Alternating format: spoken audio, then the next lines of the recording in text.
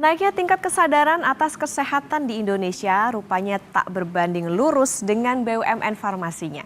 Indofarma, saudara, yang 80% sahamnya dimiliki negara lewat holding justru didera rentetan masalah. Mulai merugi ratusan miliar, penjualan anjlok, belum bayar gaji karyawan, transaksi fiktif, kesulitan bayar utang, sampai terjerat pinjaman online alias pinjol mencatut nama karyawan. Kita lihat data selanjutnya. Nah ini saudara, temuan pinjol di dalam Indofarma pertama diungkap oleh hasil pemeriksaan Badan Pemeriksa Keuangan. Direktur Utama Indofarma, Yeliandriani, membenarkan bahwa terjadi pinjaman online. Kerugian yang ditimbulkan mencapai 1,26 miliar rupiah. Pinjol dilakukan lewat anak usaha bernama Indofarma Global Medica alias IGM. Katanya oleh oknum yang mencatut nama karyawan. Tetapi pinjaman ini sudah selesai. Seberat apa masalah yang terjadi di Indofarma? Kita lihat ke data selanjutnya. Nah, ada deretan masalah yang menjerat Indofarma, saudara. Badan Pemeriksa Keuangan pada 29 Februari 2024 lewat investigasi yang dilakukan menemukan ada 18 kasus. 10 diantaranya ini terindikasi fraud atau kecurangan. Semua itu terangkum pada kinerja keuangan Indofarma. Dari tahun 2021, Indofarma sudah merugi dan di akhir 2023 kerugiannya tembus 600 miliar. Rugi melonjak 41%, sedangkan pendapatannya anjlok sampai 54% ke 524 miliar rupiah. Kinerja yang ambruk bertubi-tubi tadi juga mengikis aset Indofarma. Apa yang terjadi dengan BUMN Farmasi Indonesia? Kita tanya langsung ke pengamat BUMN Datanesia Institute, Heri Gunawan. Pak Heri, selamat pagi. Selamat pagi Mbak Okta. Ya Pak Heri, ini kan ada temuan BPK ada 18 dosa Indofarma ya, dan 10 diantaranya adalah fraud atau ini yang salah satunya tuh pinjol Pak dengan nama karyawan. Nah kenapa nih Pak bisa terjadi dan di mana sebetulnya fungsi holding yang dibentuk oleh BUMN? Sekarang gini, kita dudukan dulu persoalannya ya, bahwa ini kan terjadinya pada anak perusahaan yaitu PT Indofarma Global Medica.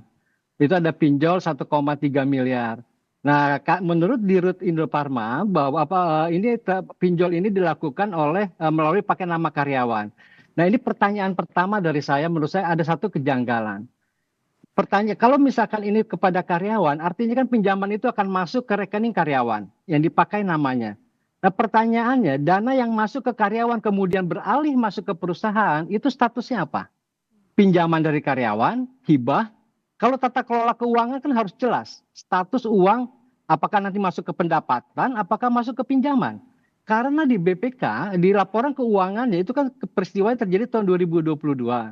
Nah, di laporan keuangannya itu tidak muncul tuh yang terkait dengan pinjol. Artinya kan disembunyikan. Nah, itu satu hal ya. Status uang yang masuk dari karyawan ke perusahaan itu atau statusnya apa?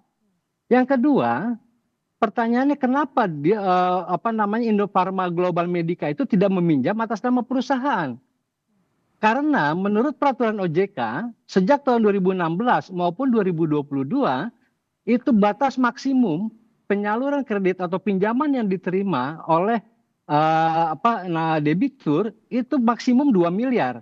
Nah ini kejadiannya kan cuma 1,3 miliar. Nah pertanyaannya kenapa tidak pakai nama perusahaan tapi pakai nama karyawan? Nah ini pertanyaan-pertanyaan yang memang mestinya dijawab oleh Indofarma. Ada apa di Indofarma ini? Tata kelolanya kok buruk sekali gitu loh. Apakah malu kalau menggunakan nama institusi? Atau memang ada yang ingin ditutupi gitu ya? Nah, yang kemudian juga pertanyaannya gini, kalau kita lihat laporan keuangan Indofarma Global Medica yang dikonsolidasikan di laporan keuangannya Indofarma, karena Indofarma Global Medica itu perusahaan tertutup, dia tidak publish laporan keuangannya secara terbuka. Perusahaan ini, Indofarma Global Medica, itu punya pinjaman dari perbankan. Bank Mandiri, misalnya BNI, atau pinjaman dari pemegang saham dalam hal ini Indofarma. Yang umumnya suku bunga yang diterima itu 10%. Tapi ada pinjaman lain dari BPR Loh kok bisa perusahaan sekelas Indofarma Global Medica pinjamnya ke BPR dengan suku bunga 18%. Nah, kelihatannya ini hobi dengan bunga-bunga besar ini ya. Ada dari perbankan bunganya di bawah 10%, tapi pinjamnya ke BPR yang suku bunganya 18%. Kalau di laporan keuangan itu dari BPR Universal tuh. Nah, kemudian sekarang mungkin nggak puas dengan suku bunga 18%, ingin yang lebih besar lagi, maka pakai pinjam pinjol, lewat pinjol. Nah, ini memang aneh ini. Jadi dengan beragam kejanggalan-kejanggalan ini artinya apa? Tampaknya ya, Indofarma Global Medica ini senang dengan pinjaman bunga tinggi. Misalnya tadi ke BPR dan pinjol itu yang bunganya pasti besar sekali. Nah, yang kedua, ini kan ada dugaan fraud. Dugaan fraud yang pertama itu adalah satu, ini tidak muncul di laporan keuangan, ditutupi. Paling tidak di laporan keuangan konsolidasi Indofarma sebagai perusahaan terbuka. Yang kedua, pinjaman dilakukan melalui karyawan. Nah, padahal secara institusi itu bisa dilakukan karena masih tetap dalam batas limitnya. Limitnya 2 miliar kalau menurut OJK, tapi ini baru 1,26 miliar atau 1,3 miliar. Nah, yang ketiga, pemanfaatan dana ini. Karena pinjamannya tersembunyi, maka pemanfaatannya pun juga cenderung disembunyikan. Untuk apa dana ini? Apakah masuk ke perusahaan karena tadi lewat karyawan, atau ini masuk ke kantong-kantong pribadi?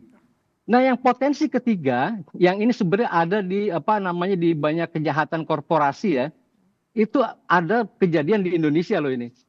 Itu perusahaan sehat, tidak perlu tidak perlu utang, tapi ternyata karena ada broker, kemudian dia berutang. Katakanlah suku bunga pasarnya 4%, karena dalam US dollar misalnya. Tapi suku bunga itu kemudian di markup dari $4 menjadi $6,5. $0,5 itu buat broker, $1 buat yang memberikan pinjaman oknum, yang $1 buat penguasa, orang yang bisa menentukan bahwa perusahaan itu harus meminjam. Nah, ini yang harus diwaspadai oleh oleh para investor Indofarma misalnya, atau holding atau Kementerian BUMN sebagai pemegang saham. Ini jangan-jangan ada potensi terjadi bisnis suku bunga di sini, margin suku bunga. Ya, ini makanya harus ditelisik sampai sedetail-detailnya bahwa ini adalah sebuah kejahatan dan ini adalah skandal. Termasuk nanti dicek juga ke auditornya tuh, KAP-nya itu. Jadi jangan berhenti sampai pada Indofarma Global Medical. Nah, perusahaan ini juga unik memang. Dia itu ekuitasnya itu sekarang kondisinya udah sulit nih. Ekuitasnya itu udah minus. Jadi udah minus sejak tahun 2021 gitu. Jadi artinya kalau ekuitasnya minus, itu kan artinya bahwa perusahaan ini kalau asetnya seluruh dijual, itu tidak mampu memenuhi kewajibannya. Jadi ini udah barang kering gitu. Jadi udah susah nih. Makanya satu-satunya cara itu adalah aparat penegak hukum itu harus terlibat. Nah, seperti tadi Mbak Okta bilang bahwa perusahaan ini ruginya bukan dari tahun 2021, Mbak. Dari tahun 2020. Ketika perusahaan farmasi pesta pora karena demand terhadap produk farmasi itu tinggi, dan ternyata Indofarma Global Medica yang kerjaannya adalah menyalurkan obat, menyalurkan alat kesehatan, kemudian bikin lab, itu sudah rugi 230 juta. 2019 perusahaan ini masih laba 400 juta, tapi 2018 labanya 1,7 miliar. Jadi terus tuh merosot tuh. Nah, sebenarnya kalau kita lihat dari laporan keuangan ini, dari pinjaman yang besar di BPR suku bunganya 18%, ekuitasnya sudah minus, kemudian labanya yang terus turun sampai 2020 sudah mulai rugi. Seharusnya kan ini adalah sinyal. Peringatan yang sudah diberikan oleh Indofarma Global Medica atau terhadap Indofarma. Lalu apa yang dilakukan oleh regulator? Oleh Kementerian BUMN? Apa yang dilakukan oleh komisaris? Ini juga persoalan karena sampai tahun 2022, komisarisnya adalah direksi Indofarma. Salah satu direktur Indofarma. Jadi bayangin kalau dia yang mengungkap, dia kan mengungkap keborokan dirinya sebagai pengawas. Gitu. Nah itu Mbak, jadi persoalannya di sini, persoalannya itu udah parah sekali yang terjadi di Indofarma Global Medica. Jadi kalau menurut saya sekarang ini waktunya adalah aparat penegak hukum yang bekerja. Jadi BPK sudah mengaudit, kondisi keuangan kelihatan sudah lihat kayak begitu, jadi banyak hal yang bisa ditelisik di situ. Pak Heri, Gitu-gitu, Artinya Ya, tadi kalau misalnya Pak Heri juga menemukan atau melihat adanya sejumlah kejanggalan, termasuk juga tadi ada transaksi-transaksi bisa dikatakan goib gitu ya Pak ya. Nah, Pak Heri melihatnya ini artinya penegasan Pak, ya. ini soal kejahatan keuangan atau masalah produksi yang atau usaha yang dilakukan oleh Indofarma Pak? Ini kan Indofarma Global Medica. Indofarma Global Medica itu kan sebenarnya bukannya produksi, Mbak. Yang dijual itu kan jasa. Karena dia menjual obat, perdagangan ya. Dia menjual obat, kemudian dia juga menjual alat kesehatan, dan kemudian dia memberikan jasa itu membuat lab kesehatan. Nah, sebenarnya ini kan produk-produk atau segmen usaha yang dijalankan oleh Indofarma Global itu, ini sebenarnya yang tidak punya risiko tinggi dari sisi kalau memang dia bukan manufaktur seperti misalnya saudaranya Kimia Farma misalnya gitu. Kalau Kimia Farma itu kan memang manufaktur, makanya dia dari 10 pabrik dia efisiensi sekarang tinggal 5 pabrik. Ini bukan manufaktur. Itu apa? Jadi ini persoalannya di sini gitu. Jadi seharusnya perusahaan ini pasti ada yang bukan masalahnya pada kinerja operasional dan produksi. Menurut saya masalahnya bukan di situ. Masalah utamanya yang terjadi adalah pengelolaan. Itu pada fraud pengelola perusahaan. Makanya itu penting ditelisik sejauh mana para pengelola perusahaan itu kemungkinan besar berpotensi mendapatkan manfaat dari peristiwa buruk atau yang dialami oleh perusahaan Indofarma Global Medica. Karena tadi bisa dapat dari Bank Mandiri 8% bunganya, dari BNI juga kecil, tapi kenapa pinjam ke BPR yang 18%? Dan kemudian sekarang kenapa pinjam ke pinjol? Sudah pinjol, kenapa bukan perusahaan? Tapi kenapa harus pakai nama karyawan? Padahal perusahaan pun bisa. Karena maksimum 2%. Itu masih dibolehkan oleh OJK. Gitu. Oke, ya Pak Heri artinya ini tadi kalau Pak Heri bilang sempat ada soal bisnis suku bunga. Nah ini aparat penegak hukum harus bertindaknya sejauh apa nih Pak terkait dengan hal ini?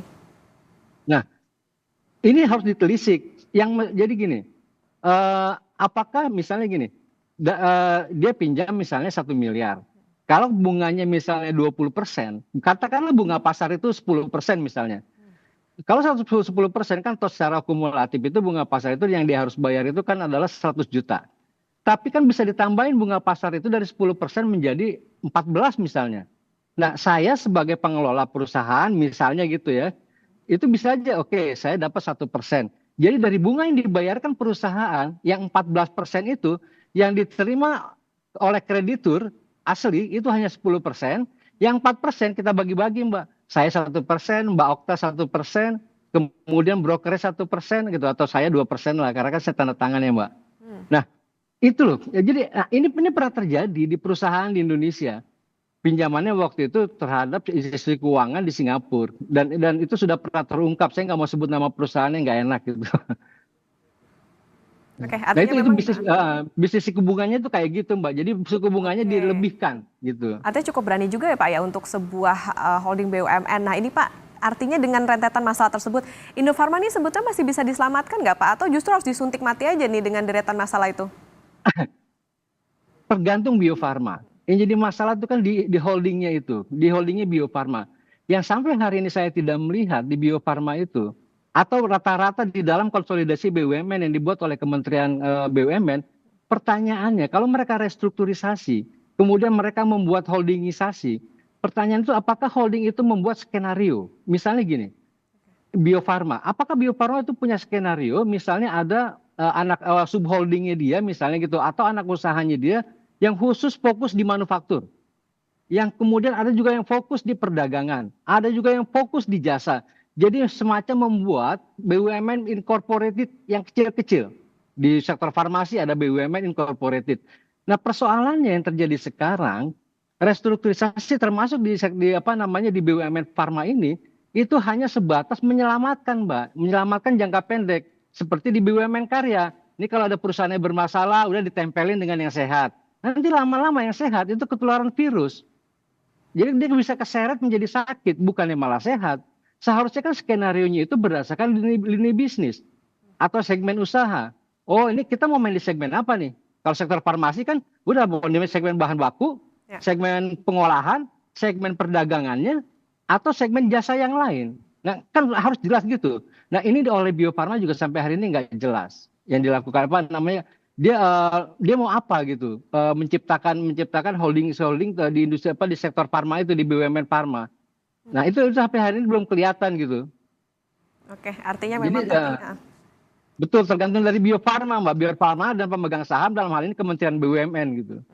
Oke, berarti ini kita tunggu ya Pak ya, gimana nih gebrakannya dari Erick Thohir, Menteri BUMN soal permasalahan yang ada di Ya, salah satu holding BUMN-nya ini, terutama di bidang kesehatan. Karena tadi ya Pak ya, ada banyak temuan-temuan ataupun juga transaksi-transaksi janggal yang tentu jadi pertanyaan kenapa nih. Bahkan tadi salah satu yang jadi sorotan adalah soal pinjolnya tadi pakai nama karyawan. ya, Terima kasih ya. pengamat BUMN Data Nesia Institute, Pak Heri Gunawan sudah bersama di Kompas Bisnis. Sehat selalu Pak Heri. Terima kasih, sehat selalu Mbak Okta. Selamat siang pagi. Selamat pagi.